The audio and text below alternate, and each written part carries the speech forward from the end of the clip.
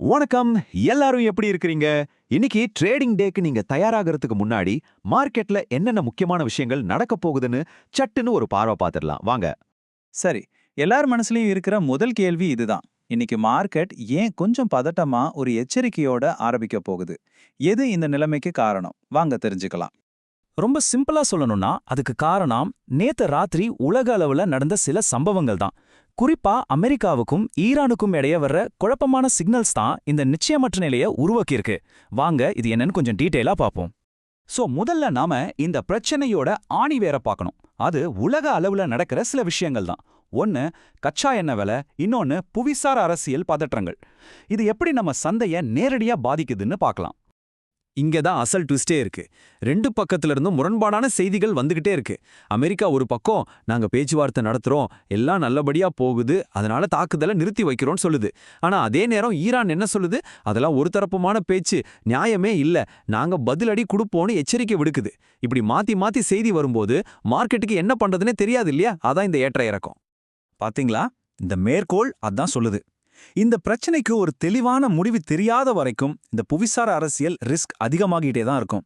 அதோட நேரடி விளைவு தான் சந்தையோட வாலட்டிலிட்டி, அதாவது பதட்டமான ஏற்ற இறக்கங்கள். ஓகே, இந்த உலக அரசியல் எல்லாம் ஒரு பக்கம் இருக்கட்டும். இதனால இந்திய பொருளாதாரத்துக்கு நேரடியா என்ன பாதிப்பு யோசிச்சு பாத்தீங்களா? வாங்க அதை பார்க்கலாம். பதில் இந்த நம்பர்ல தான் இருக்கு. ஒரு பேரல் பிரெண்ட் கச்சா எண்ணெய் விலை $106 தாண்டிடுச்சு. யோசிச்சு பாருங்க, நம்ம நாட்டோட தேவைக்கு கிட்டத்தட்ட 85% கச்சா எண்ணெயை நம்ம இறக்குமதி தான் பண்றோம். அப்போ எண்ணெய் விலை ஏறினா என்ன ஆகும்? நம்மளோட இறக்குமதி செலவு அதிகமாகும், பணவீக்கம் உயரும். இது ஒட்டுமொத்தமா நம்ம பொருளாதாரத்துக்கும் சந்தைக்கும் ஒரு பெரிய அழுத்தம். சரி, இந்த உலக செய்திகளை எல்லாம் மார்க்கெட் எப்படி எடுத்துக்கிச்சு? வாங்க நேத்து ராத்திரி வந்த சில முக்கியமான டேட்டாவை பார்த்து இதை புரிஞ்சுக்கலாம். முதல்ல பாருங்க, அமெரிக்க சந்தைகள் நேத்து பெரிய சரிவை சந்திச்சிருக்கு. S&P 500, டவ் ஜோன்ஸ் எல்லாமே மைனஸ்ல தான் முடிஞ்சிருக்கு.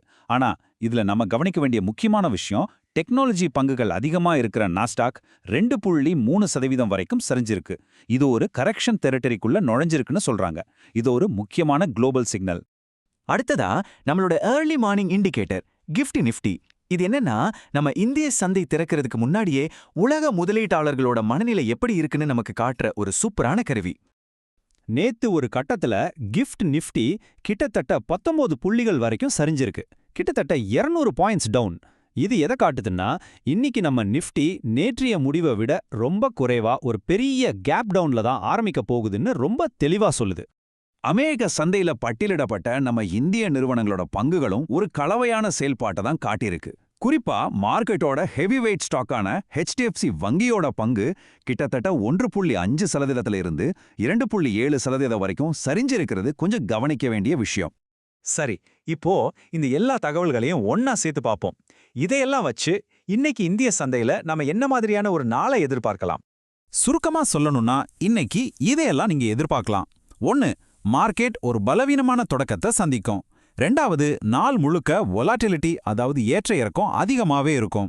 3வது, நிஃப்டியோட முக்கியமான சப்போர்ட் லெவலான 22,780, 23,000 ஜோனை ரொம்ப கவனமா பார்க்கணும். கடைசியா, என்ன விலை உயர்வால் ஆட்டோ, வங்கி மாதிரி சில துறைகள்ல அழுத்தம் இருக்கலாம். இப்ப நம்ம மனசுல இருக்கிற முக்கியமான கேள்வி இதுதான். இவ்ளோ நெகட்டிவான விஷயங்கள் இருந்தாலும் ஒருவேளை அமெரிக்கா ஈரான் பேச்சுவார்த்தையில திடீர்னு ஒரு நல்ல செய்தி வந்தா சந்தையோட போக்கு மாறுமா? ஒரு இன்ட்ராடே ரிவர்சல நம்ம பார்க்க முடியுமா?